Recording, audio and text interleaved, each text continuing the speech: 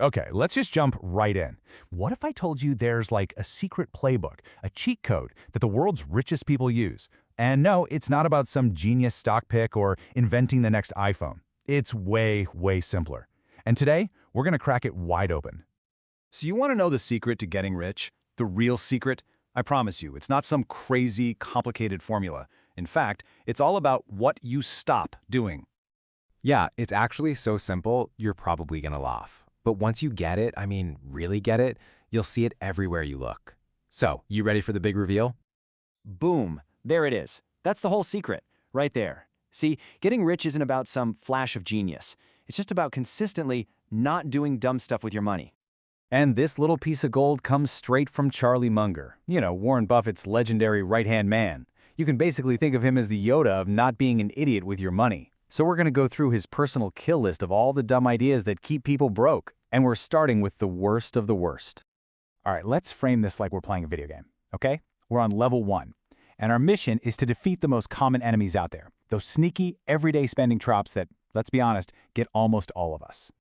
And to really see how these traps work, we need a good old-fashioned cautionary tale. So let me introduce you to Roblox Randy. He's a good kid, Got a wallet full of digital cash and a head full of dreams. His story, oh man, it's a classic. Just look at this. This timeline shows you how fast it can all fall apart. Randy's feeling like a king, right? But just one, bad impulse buy to look cool for his friends, and poof, he's wiped out. The cool factor lasts for what, a few days? But the pain of being broke? That sticks around. He literally goes from hero to zero, or noob, in just a month. So Randy's spectacular crash and burn really highlights a few classic money mistakes. Mistake number 1, borrowing for stuff that's going to be worthless tomorrow, like game skins. That's just a guaranteed loss. Mistake number 5, spending to impress people. It's a total fool's game, trust me, they forget in like 5 seconds. And get this, the hat was on sale. That's mistake number 7. Buying junk you don't need just because it's on sale isn't saving money. It's just a faster way to lose it. And this all leads us to one of Charlie Munger's absolute golden rules. His advice here is crystal clear. He says, never, ever borrow money for something that goes down in value. Period. That cool new phone, that digital hat, going into debt for that stuff is like playing catch with a live grenade.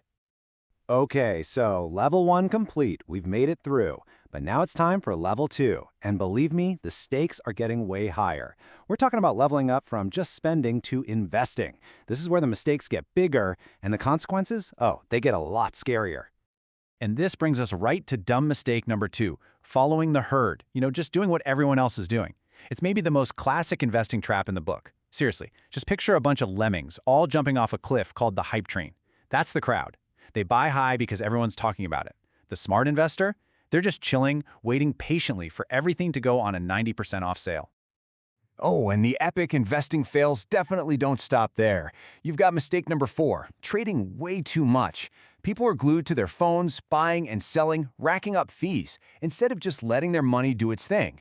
Then there's number 12, panicking when the market drops. They sell at the absolute bottom, locking in their losses. And of course, mistake number 6, putting all their eggs in one basket. It's like, why would you do that? It's a recipe for disaster.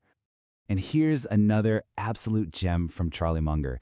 He basically said the big money isn't made in the buying and the selling, it's made in the waiting.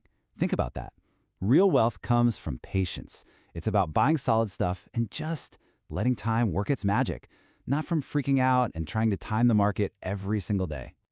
Okay, we've conquered the spending traps. We've navigated the investing fails. Now, it is time for the final boss. And these aren't just mistakes. These are the mindset monsters, the deep-down psychological traps that are pretty much the root of every other dumb thing we do with money. So you're going to want to listen close, because this is where the real game is won or lost. So I want you to really think about this for a second. What are the 4 most expensive words in the English language? The 4 words that have probably wiped out more fortunes than anything else in history. You ready? It's this time is different. That's it. That's dumb mistake number 3, and man, is it a killer.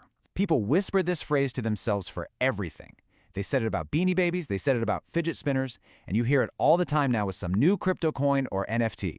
But let me give you a little spoiler alert. It's almost never different. All right, let's talk about another one of these mindset monsters. This one is super common, and it stops people dead in their tracks before they even start. It all boils down to this: just $5. This is the heart of dumb mistake number 11, thinking you don't have enough money to even begin. I mean, $5, right? It's a fancy coffee. It feels like nothing. Totally insignificant. Why would you even bother investing it? And that, right there, is the trap. That's the monster of doing nothing sinking its teeth in. Because what can $5 really do anyway? Well, check this out. This is the magic of compounding in action. That single $5 bill, less than your morning coffee, can turn into more than $1,000 over 50 years. All you have to do is put it in a simple S&P 500 index fund and just leave it alone. That is literally like a real-life money cheat code. See? The absolute biggest mistake is just not getting started. So, there you have it. You've battled the enemies, you've beaten the final boss. So what's your prize? What's the reward?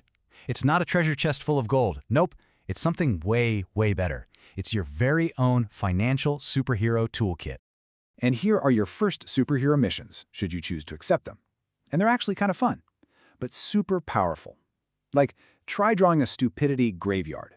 I'm serious. Actually draw little tombstones for each of these mistakes to really sear the lesson into your brain. Or how about this? Take the 7-day No Dumb Moves challenge. For 1 week, you consciously avoid every single one of these traps. Before you buy anything, just stop and ask, what would Charlie do? It's these little things that start to totally rewire your brain. And just like that, you've got the knowledge. You are now officially dangerous, but not in a bad way. You're dangerous to being broke, you're dangerous to poverty, you're dangerous to anybody who ever tries to sell you on a dumb financial idea ever again. Which brings us to the last and maybe the most important mistake of all, forgetting why we're even doing any of this. I mean, what's the whole point? Why save? Why invest? Is it just so we can stare at a bigger number in our bank account? No, absolutely not. And this is really the biggest takeaway. Money isn't for showing off. It's not about buying a flashier hat than Roblox Randy. Money is a tool. That's all it is. It's a tool you can use to buy your own time back, to take care of the people you love, to live life completely on your own terms. At the end of the day, money is a tool for freedom, and you should never, ever forget that.